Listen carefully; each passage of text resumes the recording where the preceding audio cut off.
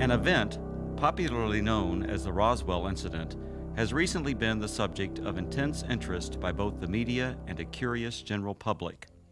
In recent years, numerous speculative books, magazine articles, television programs, a made-for-TV movie, 2 UFO museums, fraudulent documents, and even an alien autopsy film have emerged to exploit the media fascination with the Roswell incident. The story has even gained international attention. Despite the vested interest and questionable credibility of all sources involved in generating the media hype, the U.S. Air Force is routinely accused of concealing a deep, dark secret from the American people. In early 1994, New Mexico Congressman Stephen Schiff requested the General Accounting Office initiate a records review. The purpose of this review was to determine if the U.S. Air Force or any other U.S. government agency possessed information on an alleged crash near Roswell, New Mexico in July 1947 of an extraterrestrial vehicle and its alien crew. In response to the GAO probe, the Secretary of the Air Force directed a comprehensive search for records. The objective of this search was to tell the Congress and the American people what the Air Force knew about the 1947 Roswell claims. If the information was still classified, it was to be declassified. If active or former Air Force officials had signed non-disclosure agreements, they were to be released from these agreements. The resulting 800-page report was completed in July 1994. The report concluded that the predecessor to the U.S. Air Force, the U.S. Army Air Forces, did recover material near Roswell in July 1947.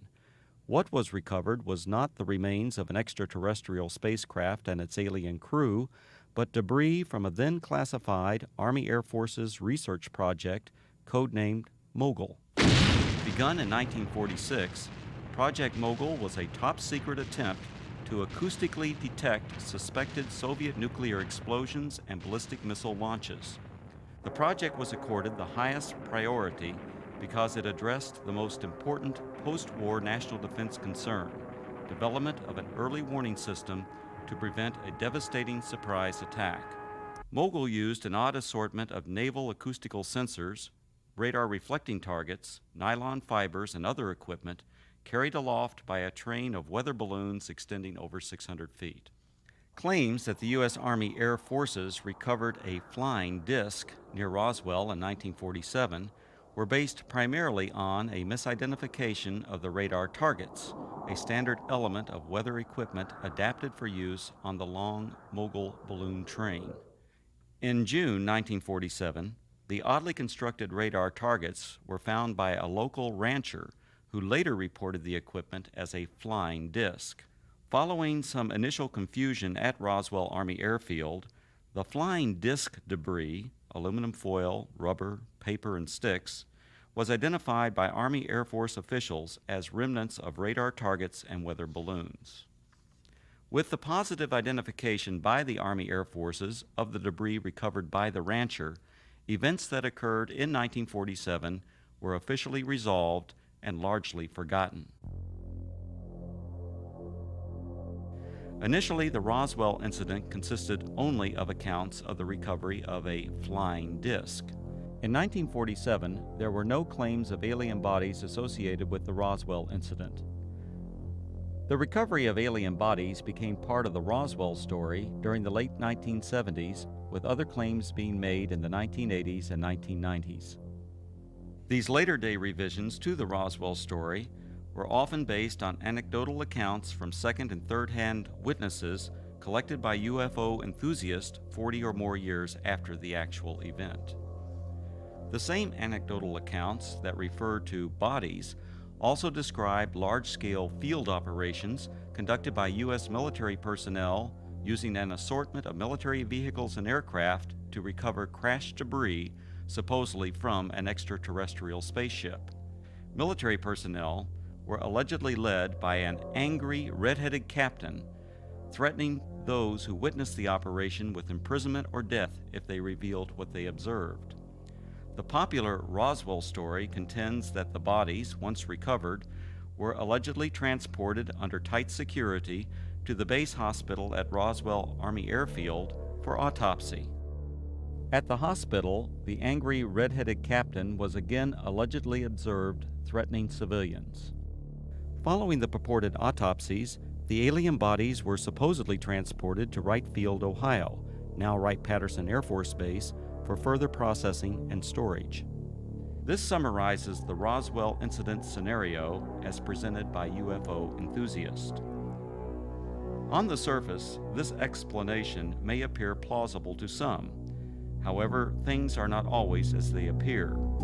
The reports of bodies were only briefly discussed in the 1994 Air Force report because the search for records from 1947, the year of the alleged incident, did not yield any data to support a 1947 claim of alien bodies.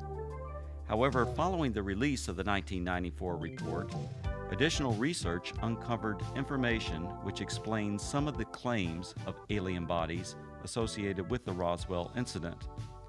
From the additional research, a second report was written which critically examined the anecdotal claims and descriptions of flying saucers, aliens, and reports of unusual Air Force activities in the New Mexico desert. This in-depth examination revealed that many of these claims were reasonably accurate descriptions of Air Force activities. Some of the claims that refer to bodies are most likely misperceptions by uninformed persons of unclassified and widely publicized Air Force scientific achievements of the 1950s. However, other descriptions of bodies appear to be exploitation of Air Force members killed or injured in the line of duty. The following are the 5 main conclusions contained in the second report. Research reveals that actual U.S. military operations, widely separated by time, geographical location, and purpose, have been misinterpreted or deliberately misrepresented. These misrepresentations collectively created what is known as the Roswell incident. UFO proponents failed to establish accurate dates of reported eyewitness accounts, in some instances by more than a decade.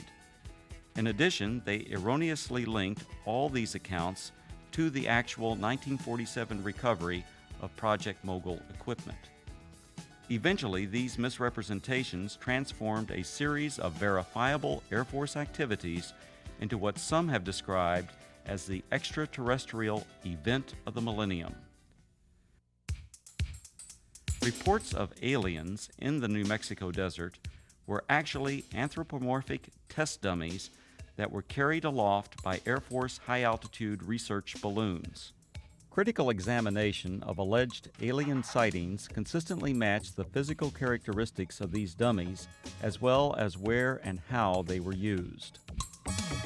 Vince, that new dummy cam is great. Yeah, it'll sure give people a whole new outlook on what it's like when you don't wear a safety belt.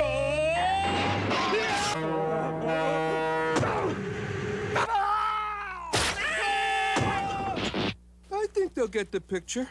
You could learn a lot from a dummy. Buckle your safety belt. Anthropomorphic dummies, also known as crash test dummies, are today easily identifiable and are even stars of their own successful auto safety advertising campaign. However, during the 1950s, public awareness was still decades away for these important scientific tools. From 1953 to 1959, anthropomorphic dummies were used by the U.S. Air Force Aeromedical Laboratory in Projects High Dive and Excelsior. The project's main objective was to study methods for returning a pilot or astronaut safely to Earth by parachute if forced to eject at extremely high altitudes. For these tests, dummies were transported up to 98,000 feet by high-altitude balloons.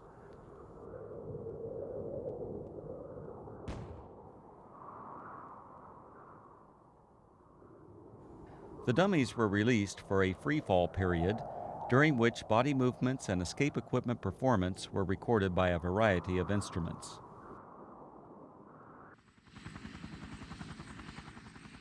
Many of the dummies landed outside the confines of military reservations and were regularly observed by local civilians. Following a series of dummy tests, a human subject, Air Force test pilot Captain Joseph W. Kittinger Jr., now a retired colonel, made 3 bailouts from high-altitude balloons. These and other aeromedical projects that used both dummies and human test subjects were unclassified and widely publicized in the press and other media. In 1956, 20th Century Fox released On the Threshold of Space, a feature-length motion picture based on these projects and filmed on location at Holloman Air Force Base.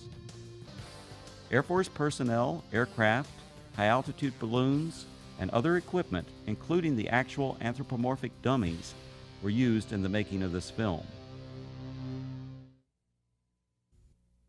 The eyewitness reports of military units that always seem to arrive shortly after the alleged crash of a flying saucer were actually accurate descriptions of Air Force personnel engaged in high-altitude balloon and anthropomorphic dummy recovery operations. Since 1947, Air Force atmospheric research organizations at Holloman Air Force Base, New Mexico, have launched and recovered approximately 2,500 high-altitude balloons, many in the same areas of New Mexico where the Roswell incident allegedly occurred. Additionally, the equipment, vehicles, and procedures used by the Holloman Air Force Base Balloon Branch, the unit that conducted most of the launches, are the same as that described by the reputed witnesses who claimed they saw the recovery of the flying saucer and alien crew. These huge Air Force high-altitude balloons, launched by the Holloman Balloon Branch, carried aloft a wide range of sophisticated and, from most perspectives, odd-looking devices. Much of this equipment was experimental and represented, for that era, the latest in space-age technologies. Payloads ranged from simple radio transmitters to sophisticated satellite components and NASA space probes. In fact, qualification trials for the NASA Voyager Mars and Viking space probes were flown by Air Force high-altitude balloons during the late 1960s and early 1970s. Ironically, these balloons were launched from the former Roswell Army Airfield, site of the originally alleged 1947 incident, and recovered on the White Sands Missile Range over 100 miles to the west.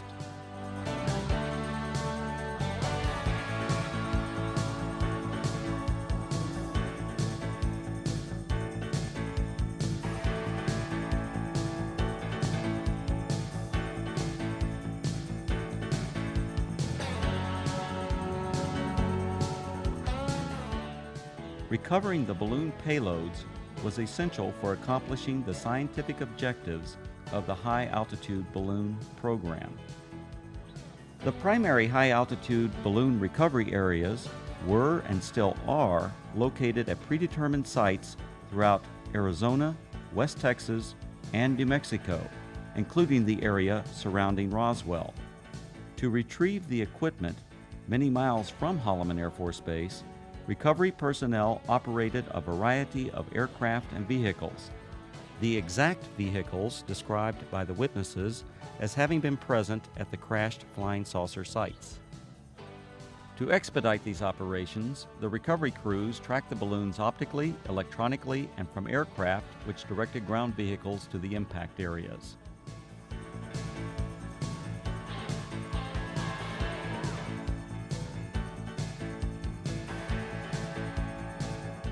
In several of the Roswell accounts, unsubstantiated allegations asserted that military personnel who retrieved equipment from rural areas of New Mexico intimidated and threatened civilians on the scene. On the contrary, Balloon Branch personnel enjoyed good relations with the local community and often solicited their assistance following a balloon or payload landing.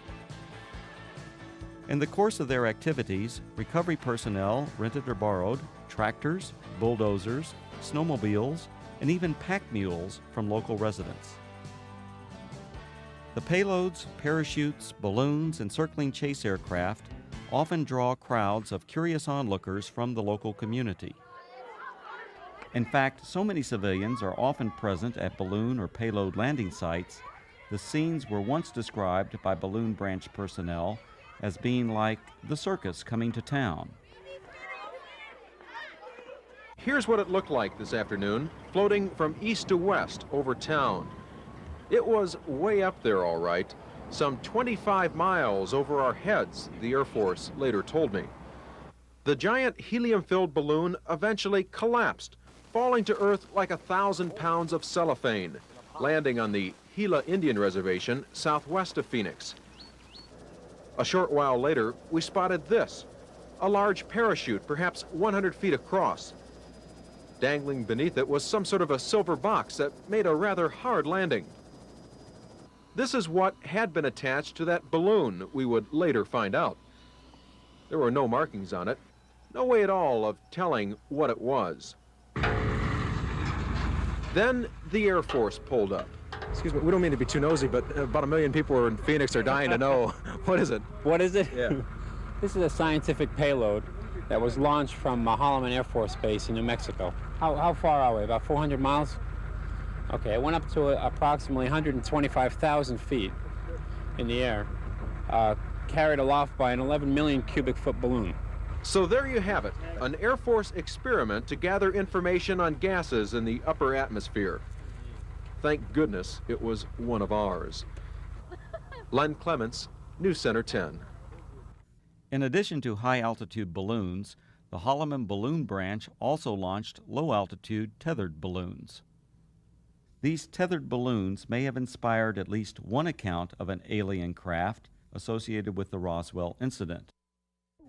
In a popular book, the authors present a drawing of a crashed spaceship, allegedly given to them by an anonymous witness. When this drawing is compared to a photograph of an experimental tethered balloon flown at Holloman Air Force Base in March 1965, the similarities are undeniable.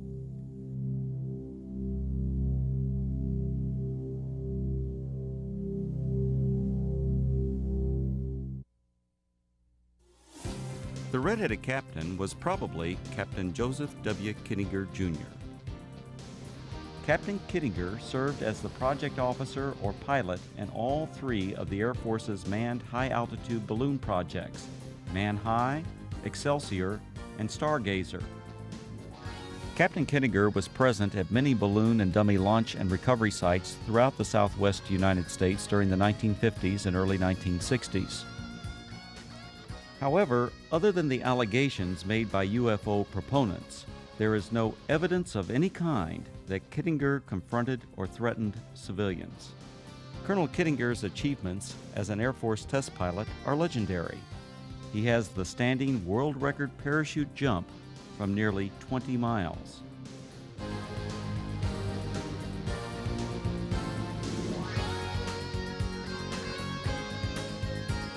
Later, he went on to serve 3 combat tours in Southeast Asia and is credited with an aerial victory while engaged in combat over North Vietnam.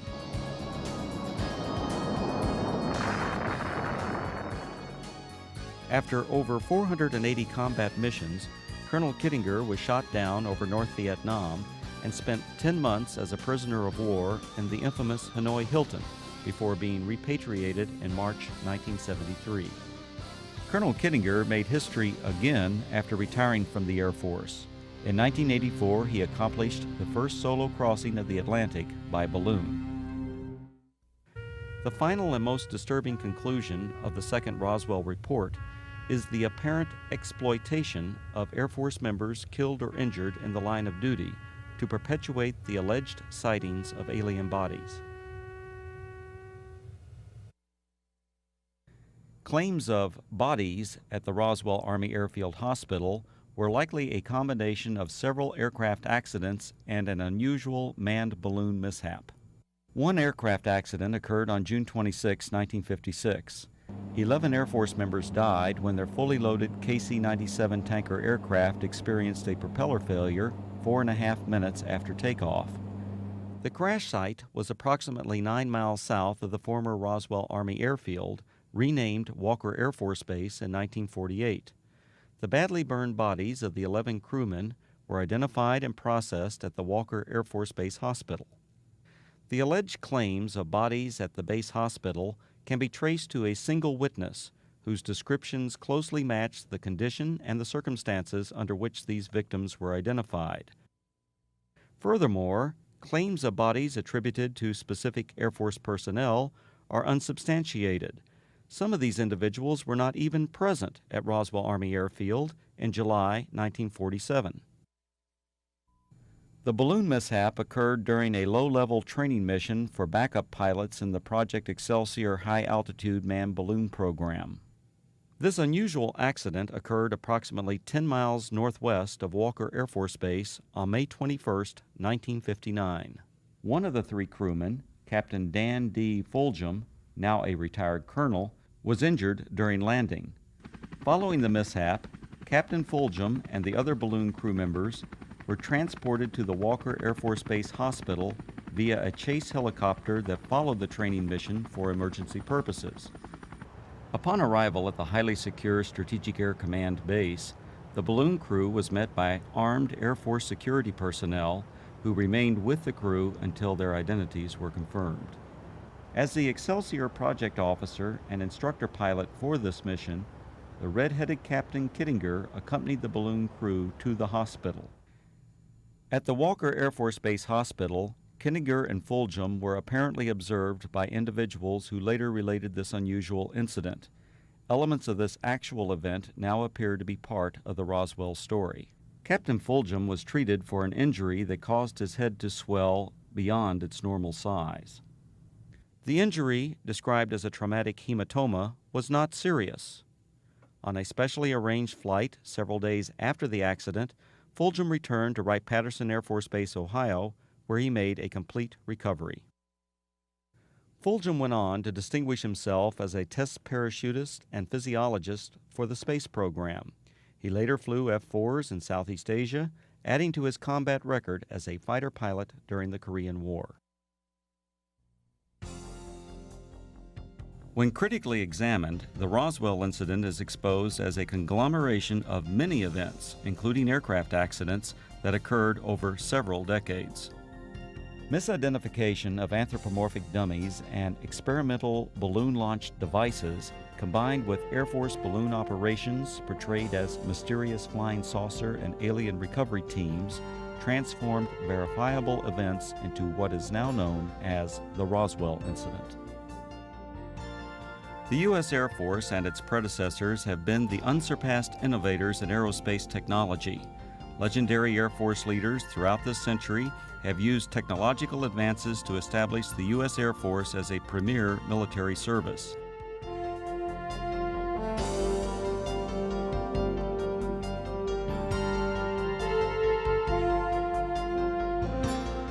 The facts presented in the reports examining the so-called Roswell incident did not reveal it to be a dark secret or government cover-up as persons unacquainted with Air Force technologies proclaim.